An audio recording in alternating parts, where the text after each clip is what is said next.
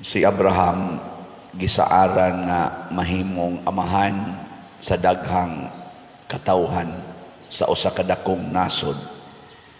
Gani hangtod karon gitawagid siya amahan sa pagtuo.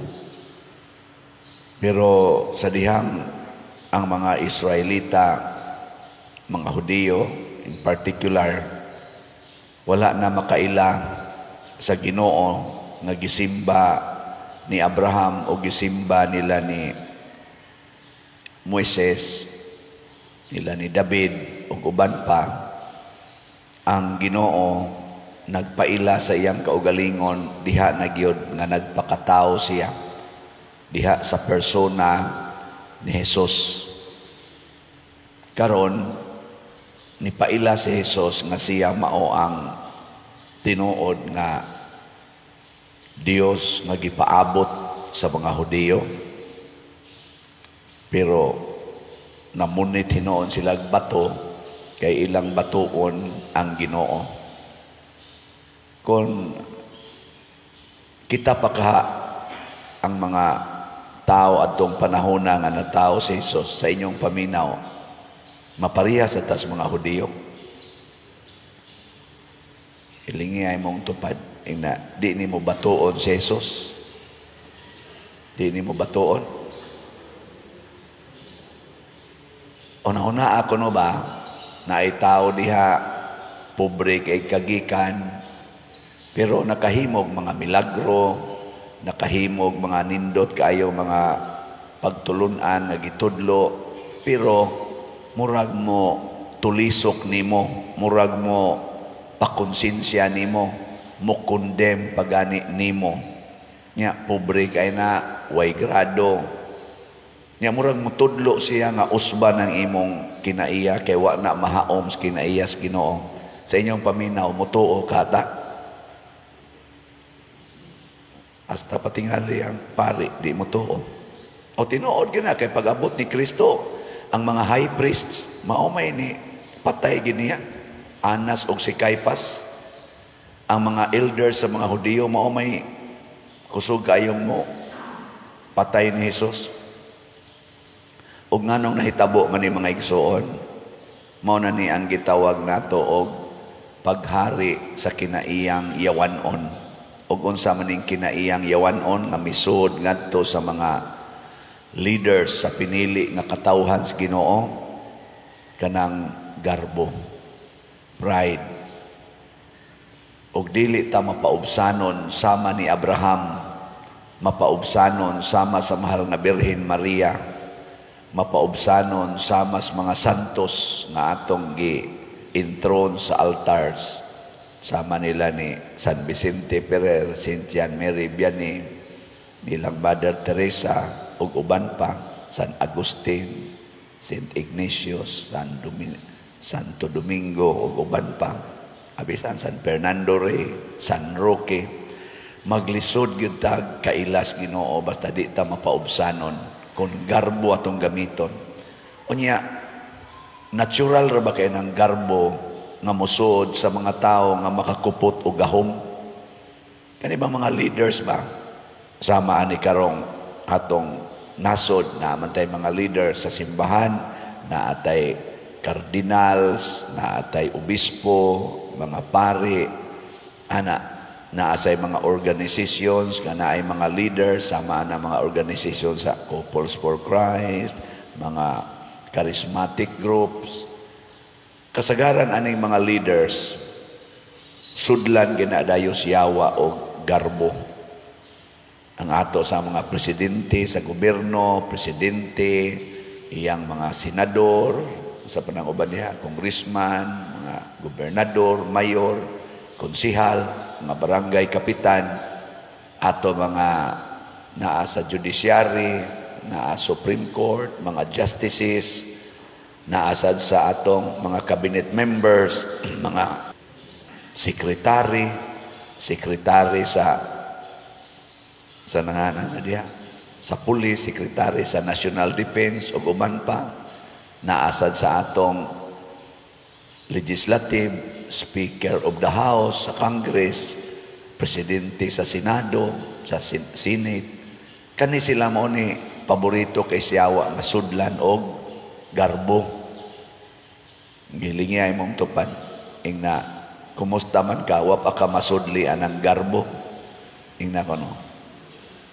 Nawa ka diha mapuno sa garbo. Kana mga ginikanan, mga apuhan, kana sila mga leader, masana sa ilang kaugalingong pamilya, sudlan sa naggarbo. Ngayon sa may mahitabo, ma-close-minded na sila. Ang ilang paminaw, aning maong mga leaders, apil na ning naghumili, nga sila na lang yo'y sakto. Sila mo'y nakamao. Sila mo'y nagkupot sa knowledge and wisdom. O sila ragyo'y makatugkad sa kamatuoran. Mo na ka ng hiring-hiring diha sa atong Congress, maghiring-hiring sila, kay sila kuno'y mutugkad aning fake news, ana. Nya, kung ikaw, usara ka kaordinaryo nga vlogger, or usa ka kaordinaryong mamamayan na ilang tawgon dito, singhagan ra ka, ikontempra ka dritso. Pero ang muadto dito, kana sa mga dungganan, sama na mga foreigners, naman sa mga foreigners nga ilang gipatawag, di sila ka-contempt. Bisag tubag-tubagon pa sila, di gid sila ka-contempt. Pero kani-ganing atong mga Pilipino, contempt dayon. Bisag former president pa ka, priso dayon. Nga naman, tungod nas garbo. Ug unsa may ihatag sa garbo nato, kangit-ngit. Di na ta kakita sa kamatuoran, munang magkagubot gid ta. Pulos na lang kangit-ngit. Kay di naman ta katugkad sa tinuod nga kamatuoran. Munang niingon si Jesus, ang maminaw ug motuo sa akong gisulti, dili mamatay. Unsa man ang kamatayon? Kangit-ngit. Kangit-ngit na. Si Abraham, bisag namatay, buhi gyapon siya kay naaman ang iyang kaliwatan ug ang iya sang kinabuhi, buhi tungod kay tuwa man siya sa sabakan sa Ginoo. Pero ang kaning mga garbuhon, kuyog ni siyawa. Nga unsa may timailhan aning mga garbuhon, kusog kay ni silang mupatay, pero hadlok ni silang mamatay. Oo. Hadlok kay na sila mamatay, pero kusog kay na sila mupatay. Patyon ang imong kagawasan, freedom of speech. Patyon ang imong katungod, freedom to kaning sa ganana, kanibang choice, kaning pagbutar. Ilan ang patyon pinaagi sa pagtikas sa eleksyon. Ana ilan ang manipulahon kay sila goy leader. O kita anad na kay taana dinis ato, tinikasay to the max. Either vote buying, kaysa vote buying, wa na kay choice. Gitagaan na tika, gipamonitor tika, nidawat ka, sipyat gani ka, patay gyud kanako. Dawat, butar. Nya, nasa na sila'y dagdag bawas, nga nang adyason ang mga resulta. Inigabot na nga to sa total canvas sa nasyonal, mga usab na ang resulta. Ang resulta di presento, di nakaabot dito sa probinsya o sa kaning regional o kaha sa national level, kaya gipang adjust na. Kusog kay na dinis ato. Nya, musupa ka, priso ka, contempt ka. Ana. Gilingay mong tupad. Ingna napakatay paglaom, ani. Ano ba? Napatay paglaom. Mauna, usa lagi paglaom nato. Di ta mag-practice anang garbo. Kay ang garbo mutabon gina. So atong tanaw-tanawon sa atong mga kandidato, kandidatas politika karon kay nagkaduol na magyong atong eleksyon. Tanawa kuno diha kinsa may mas open to opinions. Kana bang dili dali masuko bisan pag insultuhon, bisan pag sungagon ang ilang gisulti dili masuko. Kanang maong mga politicians mo na atong butaran kay at least open sila.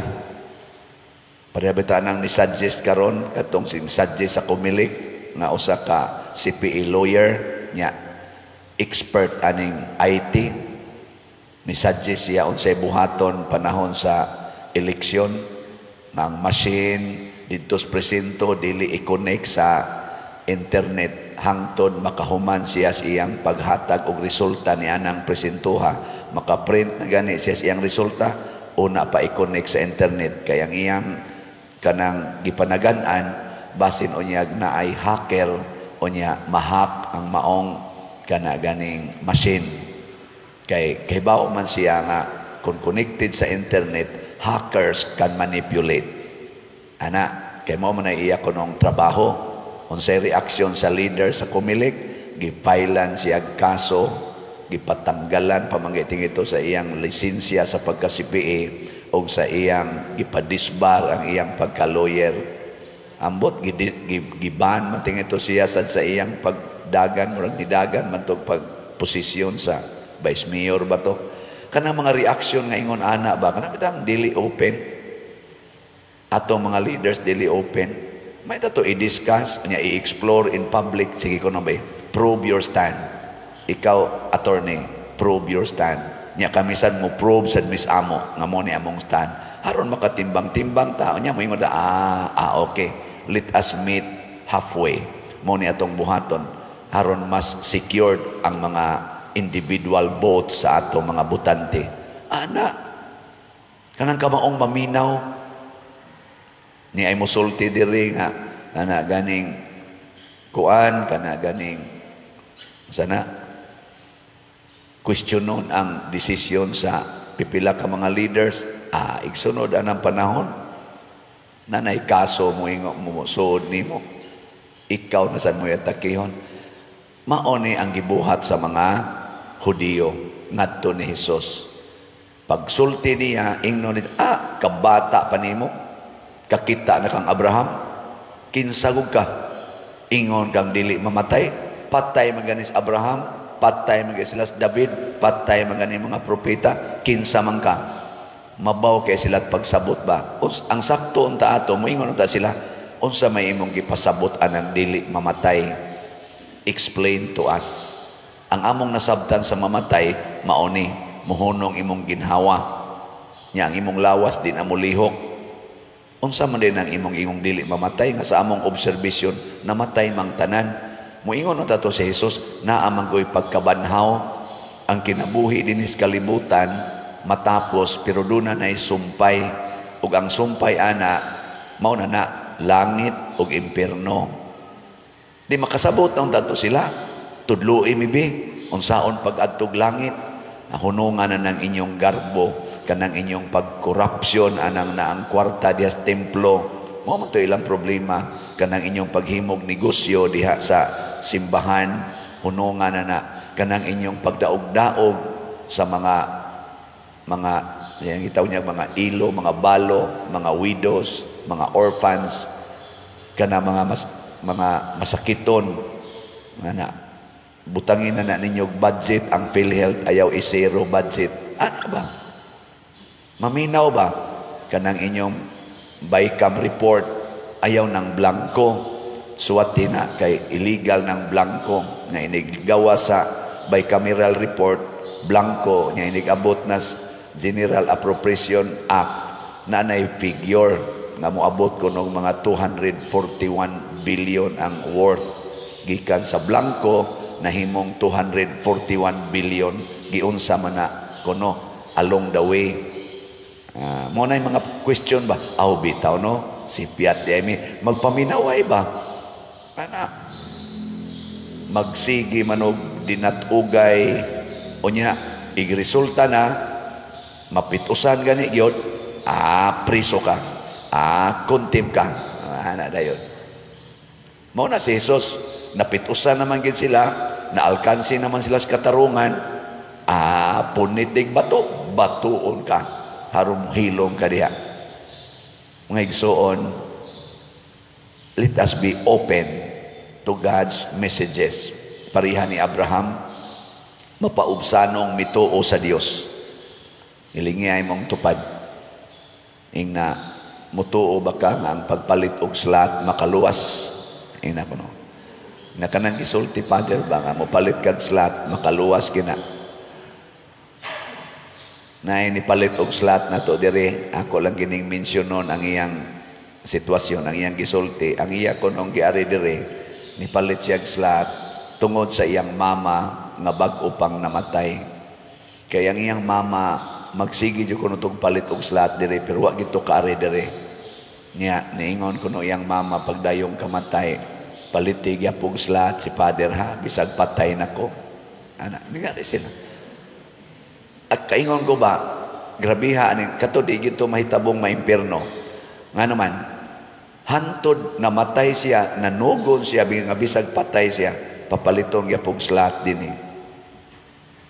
Kamo kono, suway kono, diag ingon imong tupad, ing na, ganing, naaman ko'y gamayng pundo, in kasog mamatay ko karon ipalit kinig slat ha. Ay nga naman, unsam din atong slat-slat din eh. Usan ni siya okasyon aron mapakita nato ang atong gugma sa Dios, ang gugma nato sa simbahan. Ana, pero kanang inyong pagtigom og kwarta para ipaparlor, para iparenovate sa inyong balay, para ipangural sa inyong balay, para ipalit anang imong bag-ong sakyanan, bag-ong gadgets, aron gasto anang panindot anang imong naong magikas brown mahimong puti, pamalit anang mga bag, sinina, sapatos nga terno-terno. Pulos gina siya, dili makahatag og kalimpios kalag. Posible pa noon, mahimo pa ng okasyon nga makasaha ta. Muna, gamito na tong kwarta sa pagpalit og slat. So, siguro alagpalit karon ang atong kaning para sa karong Holy Week o sa atong pista. Kay less than 1 month na lang gini. Nya sa pagkakaroon, ang atong kanila akong i-update ni sumili. Ang atong God's Healing and Deliverance Powers, GHDP, ang atong halin 21,299 kaslots na naapay 48,701 kaslots nga tag 100 pesos per slot.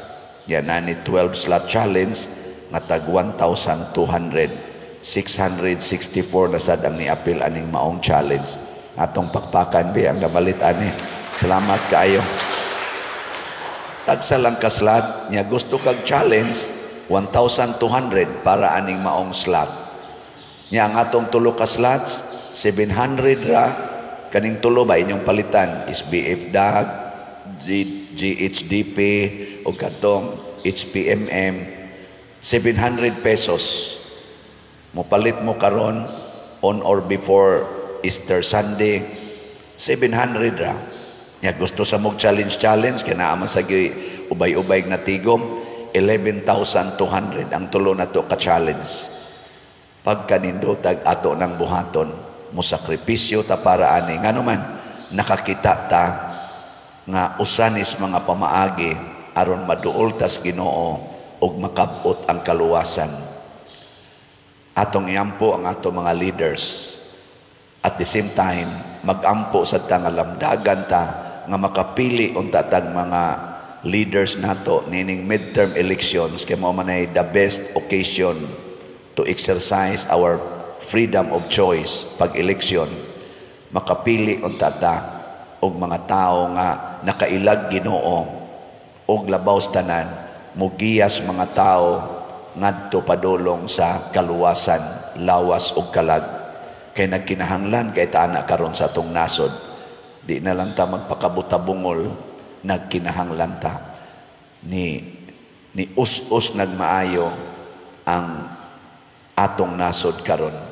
Naana ta sa brink of crisis. Too much crisis. Grabe na kayo.